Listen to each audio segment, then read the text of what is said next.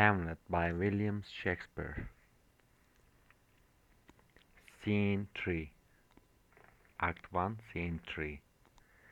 Enter Laertes and Ophelia, his sister. Laertes.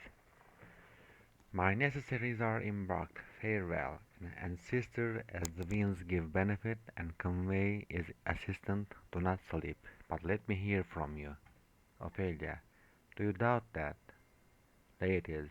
For Hamlet, and the trifling of his favour, hold it a fashion and a toy in blood, a violet in the youth of primy nature, forward, not permanent, sweet, not lasting, the perfume and suppliance of a minute, no more. Excuse me.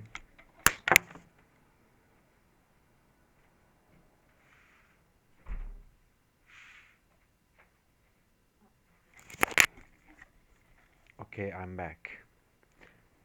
Ophelia, no more but so? Laertes, think it no more. For nature, crescent, does not grow alone in thews and bulk, but as this temple waxes, the inward service of the mind and soul grows wide withal, withal. Perhaps he loves you now, and now no soil nor coatle doth besmirch the virtue of his will, but you must fear his greatness weighed, and his will is not his own, for he himself is subject to his birth. He may not, as unvalued persons do, carve for himself, for on his choice depends the safety and the health of this whole state, and therefore must his choice be circumscribed unto the voice and yielding of that body whereof he is the head. Then if he says he loves you, it fits your wisdom so far to believe it, as he in his particular act and place may give his say indeed, which is no further than the main voice of Denmark was withal. Then weigh what loss your honour may sustain, if it took credence ere you list his songs, or lose your heart, or your chaste treasure open to his unmastered importunity. Fear it, Ophelia, fear it, my dear sister, and keep you in the rear of your affection, out of the shot and danger of desire. The chariot maid is prodigal enough, if she unmask her beauty to the moon. Virtue itself skips not calumnious strokes. The canker galls the infants of the spring, too oft before their buttons be disclosed, and in the morn and liquid dew of youth. Contagious plasmons are most imminent. Be wary then, best safety lies in fear. Youth to itself rebels, though none else near. Ophelia. I shall the effect of this good lesson keep as watchman to my heart. But good my brother, do not, as some ungracious pastors do, show me the steep and thorny way to heaven, whiles, like a puffed and reckless libertine, himself the primrose path of dalliance treads, and recks not his own reed. Laertes, oh, fear me not. Enter Polonius. I stay too long, but here my father comes. A double blessing is a double grace. Occasion smiles upon a second leave. Polonius. Yet here, Laertes, aboard, for shame. The wind sits in the shoulder of your sail, and you are stayed for there my blessing with thee, and these few precepts in thy memory. Look to character, give thy thoughts no tongue, nor any unproportioned thought his act. Be thou familiar, but by no means vulgar. those friends thou hast, and their adoption tried, grapple them unto thy soul with hoops of steel, but do not dull thy palm with entertainment of each new-hatched, unfledged courage. Beware of entrance to a quarrel, but being in, bear, bear that the opposed may beware of thee. Give every man thy ear, but few thy voice. Take each man's censure, but reserve thy judgment. Costly thy habit as thy purse can buy, but not express in fancy, rich, not gaudy. For the apparel of oft proclaims the man, and they in France of the best rank and station are of a most select and generous chief in that neither a borrower nor a lender be, for loan oft loses both itself and friend, and borrowing dulls the edge of the husbandry. This above all, the thine own self to be true, and it must follow as the night the day. Thou canst not then be false to any man. Farewell, my blessing season this in thee. Laertes, most humbly do I take my leave, my lord. Polonius, the time invests you. Go, your servants stand. Laertes, farewell, Ophelia, and remember well what I have said to you. Ophelia, 'tis in my memory locked, and you yourself shall keep the key of it. Laertes, farewell. Laertes exits. Polonius, what is it, Ophelia, he had said to you? Ophelia, so please you, something touching the Lord Hamlet. Polonius, marry, well betrothed.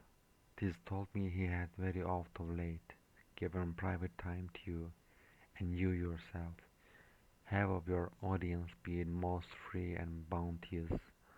If it be so as so it is put on me, and that in way of caution, I must tell you, you do not understand yourself so clearly as it behooves my daughter and your honor. What is between you? Give me up the truth. Ophelia, he had, my lord, of late made many tenders of his affection to me. Polonius, affection, pah!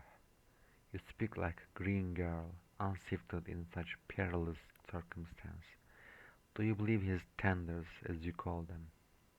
Ophelia, Ophelia, I don't know, my lord, what I should think. Polonius, Mary, I will teach you. Think yourself a baby that you have you have taken these tenders for true pay, which are not sterling. Tender yourself more dearly, or not to crack the window the poor phrase. Running it thus, you'll tender me full, fool. Ophelia, my lord, he had importuned me with love in honourable fashion. Polonius, aye, fashion you may call it. Gotha, Gotha. Ophelia, and hath and hath given countenance to his speech, my lord, with almost all the holy vows of heaven. Polonius, aye, springers to catch woodcocks. I do know when the blood burns how prodigal the soul, when the tongue vows. These blazes, daughter, give him more light than heat, extinct in both, even in their promise as it is a making. You must not take for fire from this time be something scanter of your maiden presence. Set set your entreatments at a higher rate than a command to Paul, for Lord Hamlet believes so much in him that he is young, and with a larger tether may he walk. that may be given you. In few, Ophelia, do not believe his vows, for they are brokers, not of that dye which their investments show, but mere implorators of unholy sweets, breathing like sanctified and pious poets. The better the big while, this is for all. I would not, in plain terms, from this time forth, have you so slender any moment leisure as to give words or talk with the Lord Hamlet. Look to it, I charge you, come your ways. Ophelia, I shall obey, my lord. They exit.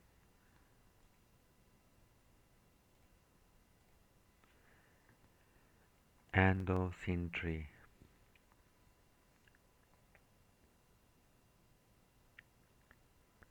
Scene 4. Enter Hamlet, Horatio, and Marcellus. Hamlet. The air bites shrewdly, it is very cold. Horatio. It is a nipping an eager air. Hamlet. What hour now? Horatio. I think it backs of 12. Marcellus. No, it is struck. Horatio. Indeed, I heard it not. It then draws near the season, wherein the spirit held his wont walk. A flourish of trumpets and two pieces goes off. What does this mean, my lord? Hamlet. The king doth wake tonight and takes his rouse, keeps the sail, and the swaggering upspring reels, and as he drains his draughts of Rhenish down, the kettle drum and trumpet thus bray out the triumph of his pledge. Horatio, is it a custom? Hamlet. Ay, marry, is it? But to my mind, though I am native here, and to the manner born, it is a custom more honoured in the breach than the observance. This heavy-headed revel east and west makes us traduced and taxed of other nations. They clip us drunkards, and with Swinish phrase, soil our edition, and indeed it takes from our achievements, though performed at height, the pith and marrow of our attribute.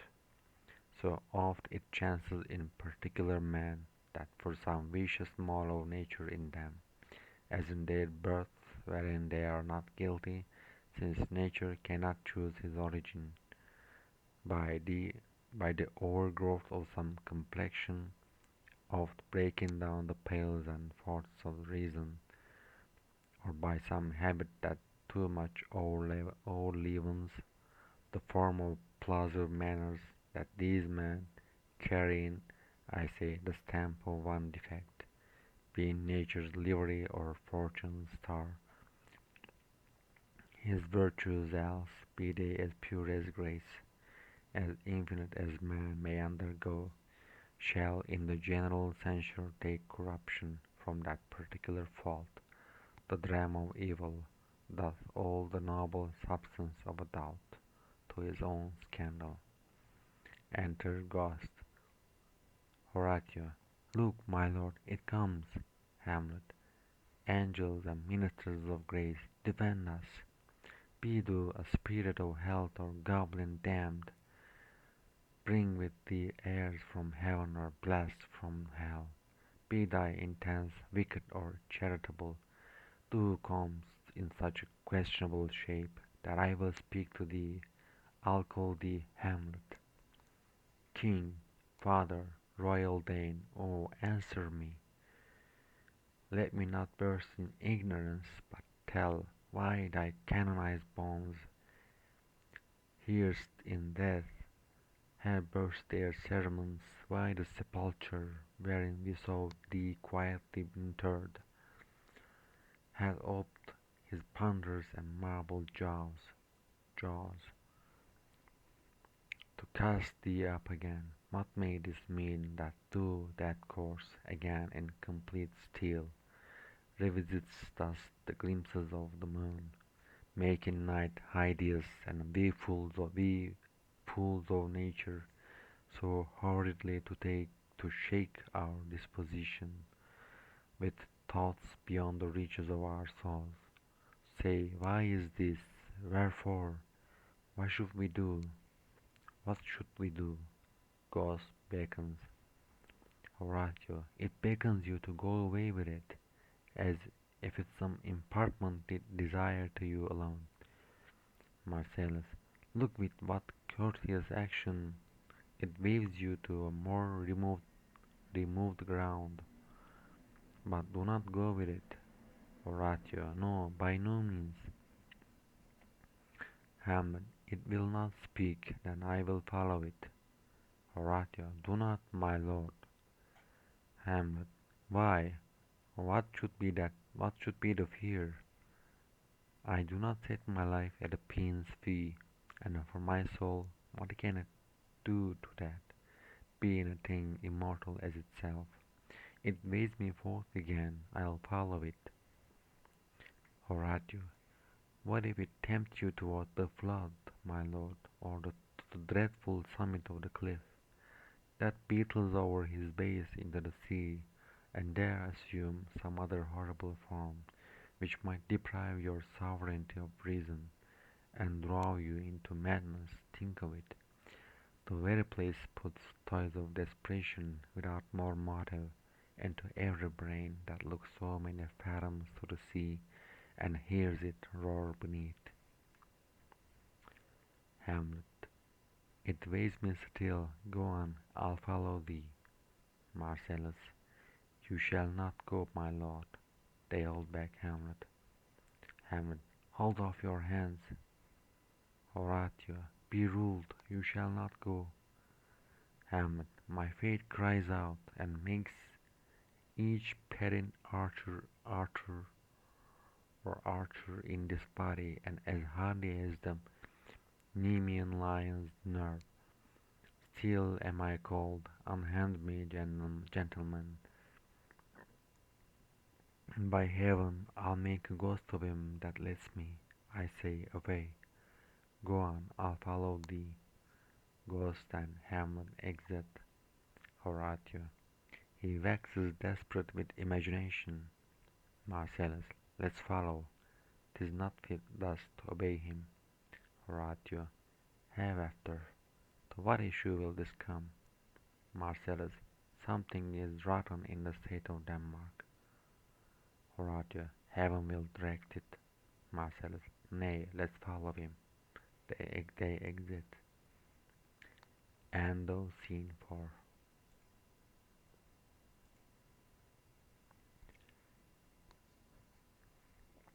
Thank you for listening.